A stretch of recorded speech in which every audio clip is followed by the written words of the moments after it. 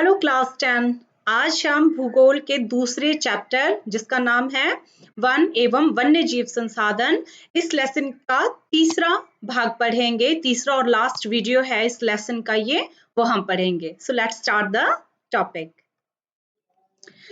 आज का जो टॉपिक है हमारा, इस टॉपिक में हम आज पढ़ेंगे वन संरक्षण अधिनियम के बारे में, जैव विविधता को बढ़ाने के बारे में, समुदाय और संरक्षण के बारे में और प्रोजेक्ट टाइगर के बारे में। So let's know about it.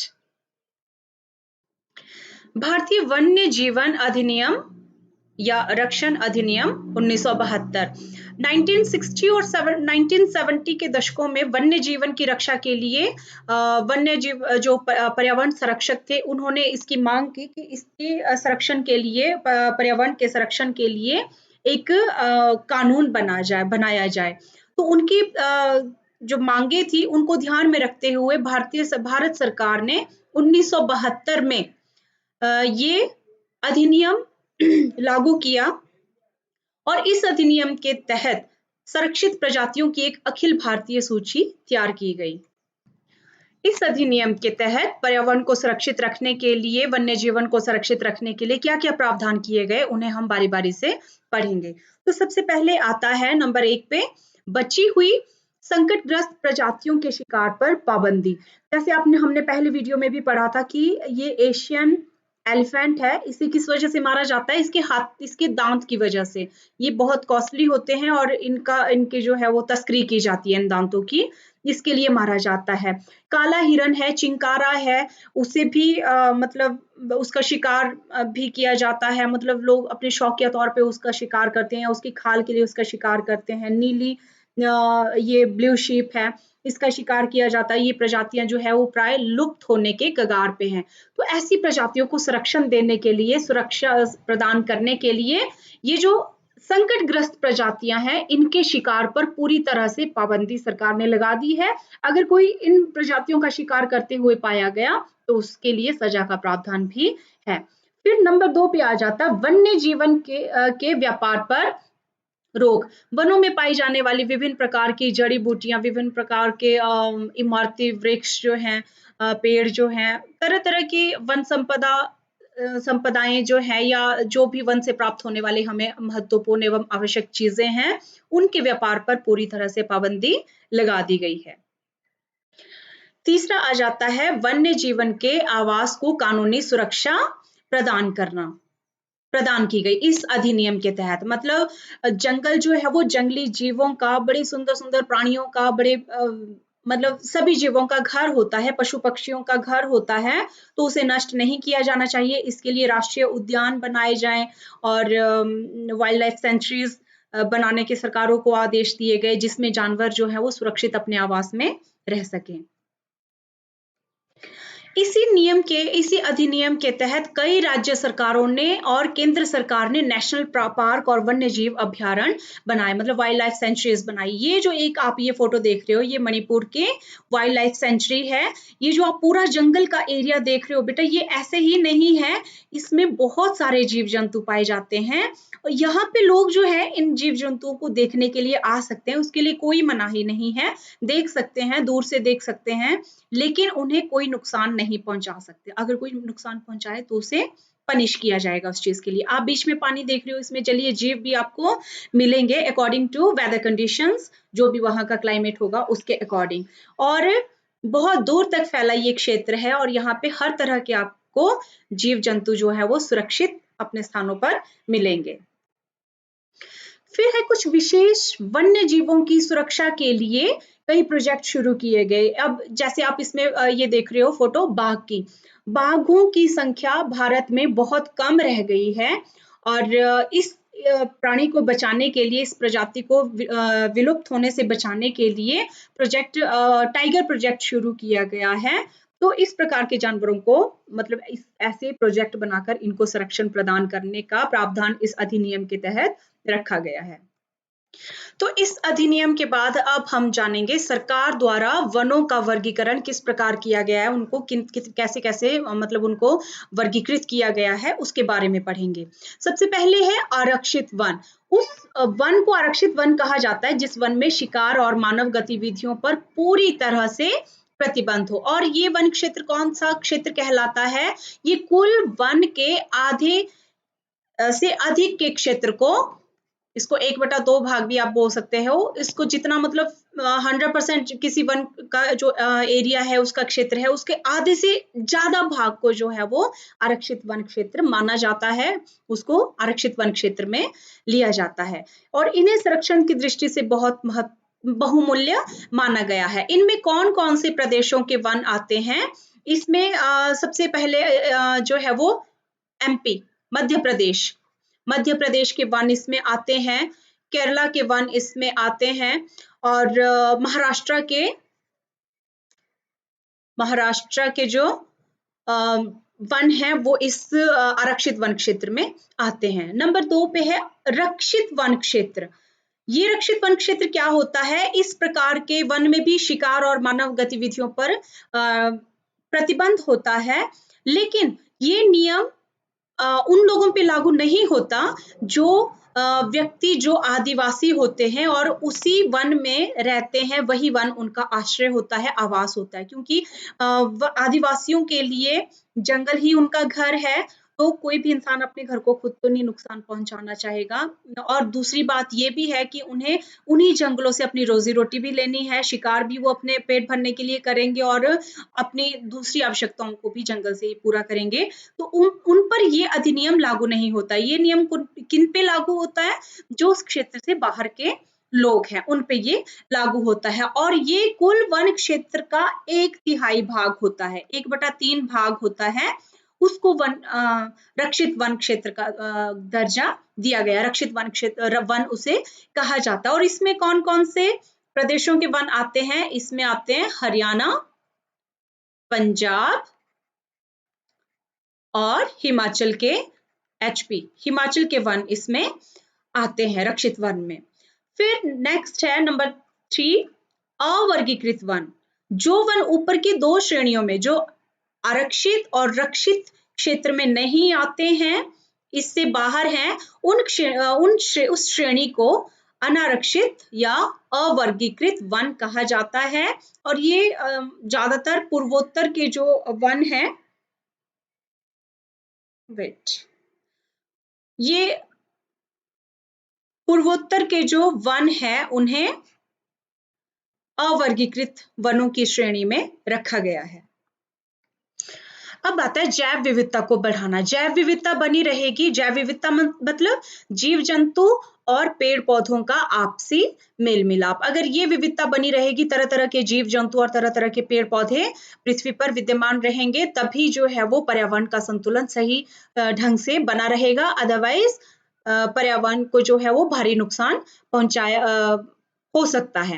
तो इसी जैव विविधता को बढ़ाने के लिए, जैसे पहले था कि स्तनधारी जीवों पर ज्यादा ध्यान दिया जाता था उन्हें बचाने के लिए, जैसे कि बाघ हो गए या फिर एशियाई हाथी हो गए, नीली भेड़ हो गई, इन जीवों को बचाने पे ज्यादा जोर दिया जाता था। इसके साथ साथ अब अन्य दूसरे जीवों को भी इसमें इस अधिनियम के तहत संरक्षण दिया गया। 1980 और 86 के वन्य जीवन अधिनियम के बाद नई अधिसूचनाएं जारी की गई। इन अधिसूचनाओं के अनुसार अब कई 100 तितलियां भी अब इसमें आती हैं, संरक्षण में आती हैं। मॉथ आते हैं, ड्रैगन फ्लाई आते हैं, बीटल, और इनको रक्षित जीवों की श्रेणी में रखा गया है। और 1991 की इस लिस्ट में पादप की 6 प्रजातियों को भी शामिल किया गया। पादप मतलब पेड़ पौधों की 6 प्रजातियों को इसमें शामिल किया गया, जो विलुप्त हो चुके हैं। इनमें से एक महुआ भी है, एक प्रकार की घास भी होती है जो विलुप्त होने के लगभग कगार पे है। तो इन पादप प्रजातियों के संरक्षण की भी को भी इसमें शामिल किया गया, मतलब इनको भी संरक्षण दिया गया। जैव विविधता को संरक्षण देना, पर्यावरण को सुरक्षित रखना, उसे सुरक्षित रखना अब सिर्फ सरकार का ही कार्य नहीं है, बल्कि अब कई ऐसे समुदाय भी हैं, ऐसी प्रजातियां भी हैं, ऐसे आदिवासी भी हैं जो इस महत्व को समझे, जैव विविधता के महत्व को समझने लगे हैं और वो भी अब इसके लिए मतलब बढ़िया कारगर कदम उठा रहे हैं। जैसे कि अब कई समुदायों ने भी इस बात को मान लिया है कि संरक्षण के बगैर उनका जीवन यापन जो है वो लंबे समय तक सुरक्षित नहीं है। इसलिए स्थानीय लोग कई जगहों पर सरकार के संरक्षण के प्रयासों के साथ भागीदारी कर रहे हैं। मतलब जैसे अगर सरकार ने किसी वाइल्ड लाइफ सेंचुरी में जैसे पशु पक्षी रखे हैं, तो और उसके नियर बाय कोई गांव है, कोई कस्बा है, तो वो लोग भी उसकी सुरक्षा को अपनी नैतिक जिम्मेवारी समझते हैं। उस पर्टिकुलर उस एरिया के जो जीव जंतु है उनके संरक्षण के लिए उनके सुरक्षा की जिम्मेदारी वो स्वयं भी समझते हैं। फिर राजस्थान के सारिस्का टाइगर रिजर्व में गांव के लोगों ने खनन के खिलाफ लड़ाई लड़ी है। राजस्थान में सारिस्का टाइगर रिजर्व है, सारिस्का टाइगर रिजर्व है। यहाँ पर राजस्थान के लोगों ने खुदाई के कार्य को बिल्कुल भी मतलब छूट नहीं दी है, उस पर पूरी तरह से पाबंदी लगा दी गई है। यहाँ पे कोई खुदाई नहीं करेगा, ये टाइगर रिजर्व है तो इसे टाइगर के लिए ही मतलब संरक्षित रखा जाएगा। कई गांव के लोग तो वन्य जीवन के आवास की रक्षा करने के क्रम में सरकारी हस्तक्षेप का इंतजार भी नहीं करते। लोग अपने आप ही एक्शन ले लेते हैं अगर उन्हें लगे कि कहीं पे कोई नियमों को, कानूनों को तोड़ रहा है, तो कानून मतलब अधिकारियों के वहां पहुंचने से पहले ही वो उनके पहुंचने का इंतजार नहीं करते, वो खुद भी इन चीजों से निपट लेते हैं।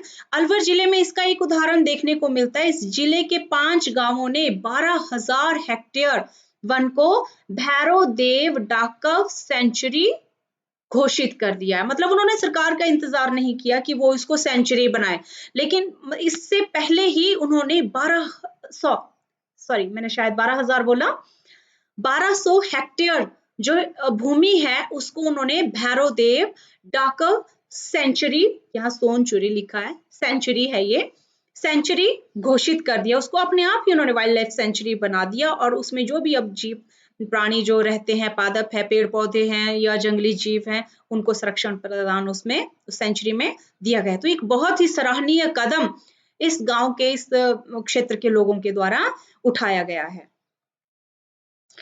फिर हिंदू धर्म और कई आदिवासी समुदायों में प्रकृति पूजा की पुरानी परंपरा भी रही है। आप लोगों ने अपने घरों में भी, आसपास आस पड़ोस में भी देखा होगा कि आपकी माँ, चाची, ताई, बहनें बहुत बार आपने देखा होगा वट वृक्ष की पूजा करते हुए या पीपल के पेड़ की पूजा करते हुए, पीपल के पेड़ को पानी चढ़ाते हुए। तो प्रकृति पूजन का जो ये पूजन की जो ये परंपरा है, ये सदियों से हमारे देश में चलती आ रही है और ये प्रकृति की पूजा या प्रकृति को सर्वोपरि मानना, ये भी पर्यावरण संरक्षण को बढ़ाने का बहुत अच्छा एक उपाय साबित हुआ है। और जंगलों में पवित्र पेड़ों के झुरमुट होते हैं जहां स्थानीय निवासी पूजा करते हैं और जंगल में ऐसे स्थानों को मानव गतिविधियों से अछूता रखा जाता है।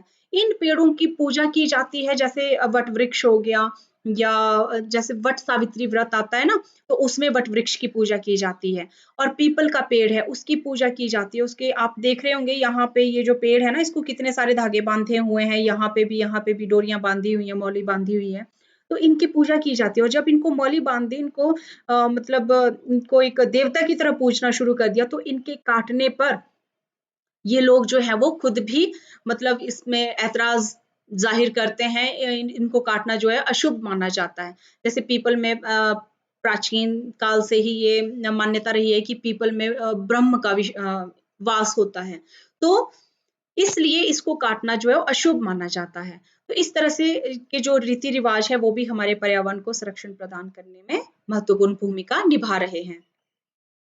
जैसे आपने पढ़ा कि पिछली स्लाइड में आपने पढ़ा कि पीपल और वट वृक्ष की पूजा की जाती है, वैसे ही छोटा नागपुर के मुंडा और संथाल लोगों के द्वारा महुआ और कदम की पूजा भी की जाती है। इन लोगों के द्वारा महुआ और कदम को जो है वो बड़ा पवित्र पेड़ माना जाता है। ये महुआ की तस्वीरें हैं और ये कदम की तस्वीरें हैं। और इमली के पेड़ की पूजा भी और आम के पेड़ की पूजा भी बहुत प्रचलित है इसमें। कदम का जो कुछ मतलब जुड़ाव जो है भगवान श्री कृष्ण के से भी जोड़ा गया है कि कदम के पेड़ पे वो बैठते थे, मुरली बजाते थे या माता जो भी मतलब यशोदा माता की मतलब ढेरों लीलाएं उस पेड़ से वो करते थे। कई सारी कविताओं में भी कृष्ण और कदम का वर्णन है। तो इन पेड़ों की पूजा से भी पर्यावरण को संरक्षण प्रदान किया जा सकता है। अब हम आते हैं प्रोजेक्ट टाइगर पे।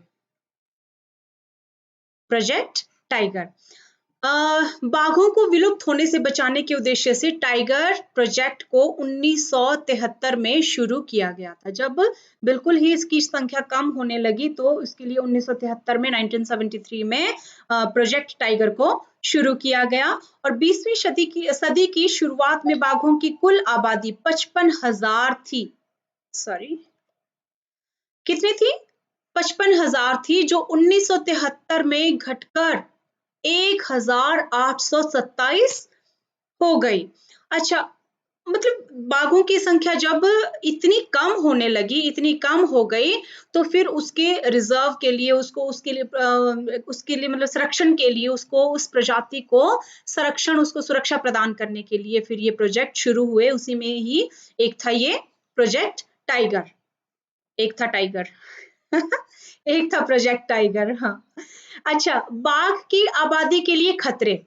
बाघ की आबादी कम कैसे हुई, मतलब इसको कैसे खतरा हुआ जो ये या फिर इसके कम होने के आबादी के घटने के क्या कारण थे, उसमें से क्या था? सबसे पहले व्यापार के लिए शिकार, बाघ की खाल या फिर उसको मतलब शो ऑफ के लिए, मतलब अपनी ब्रेवरी शो करने के लिए, अपने साहस दिखाने के लिए कि हमने जिस शेर का शिकार किया, बाघ का शिकार किया, उसके लिए, या फिर उसकी खाल के लिए, मृगशाल के लिए उसका शिकार किया जाता था, जिस वजह से बाघ की आबादी कम होने लगी। फिर है सिमटता आवास। जब जंगलों की कटाई बहुत अधिक होने लगी, औपनिवेशिक काल में भी रेलों के निर्माण में बहुत सारे जंगलों का विनाश हुआ। कृषि भूमि का विस्तार करने के लिए जंगलों का बहुत अधिक उनको नुकसान पहुंचाया गया, कृषि भूमि को बढ़ाया गया, उससे जंगल कम होते गए तो इनका आवास सिमटता गया और आवास रहित जानवर फिर कहाँ ज्यादा दिन तक टिक पाता है कहीं और भोजन के लिए आवश्यक जंगली उपजातियों की घटती संख्या।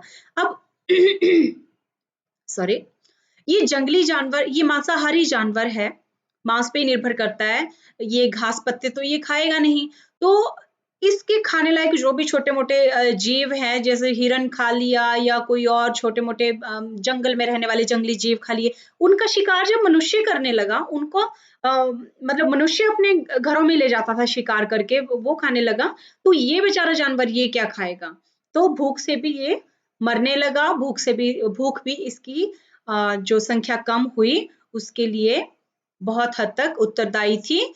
तो इन्हीं सभी चीजों को ध्यान में रखते हुए 1972 में ये वन अधिनियम लागू किया गया, ताकि ये वनस्पति जात, प्राणी जात को संरक्षण प्रदान किया जा सके और पर्यावरण को शुद्ध और स्वच्छ बनाया जा सके और इसका संतुलन बरकरार रखा जा सके। इससे टाइगर रिजर्व की सफलता पे अब हम एक नजर डालेंगे। 1985 में बाघों की संख्या थी 4002 और 1989 में ये बढ़ गई 4334। 1993 में 3600, फिर थोड़ी कम हो गई इसकी संख्या। तो ये इसकी प्रोग्रेस रिपोर्ट है। फिर आ जाता है महत्वपूर्ण टाइगर रिजर्व, और मतलब टाइगर प्रोजेक्ट के बारे में तो हमने पढ़ लिया कि किस लिए ये हुआ और क्यों इनकी संख्या कम हुई। अब हम इसके बारे में भी ये भी पढ़ेंगे कि ये टाइगर रिजर्व है कहाँ कहाँ।